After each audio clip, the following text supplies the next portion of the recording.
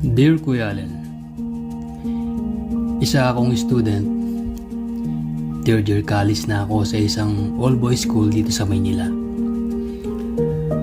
Nakikituloy ako sa tito ko na nagmamay-ari ng isang talyer. Kaya naman bilang kapalit ng pagpapaaral niya sa akin, tumutulong ako sa talyer niya bilang car wash boy. Sa madaling araw ako nagka-car wash. Simula alas 12 ng madaling araw hanggang alas 6 ng umaga.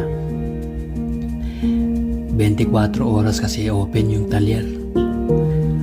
Pagkatapos ng trabaho, matutulog na ako.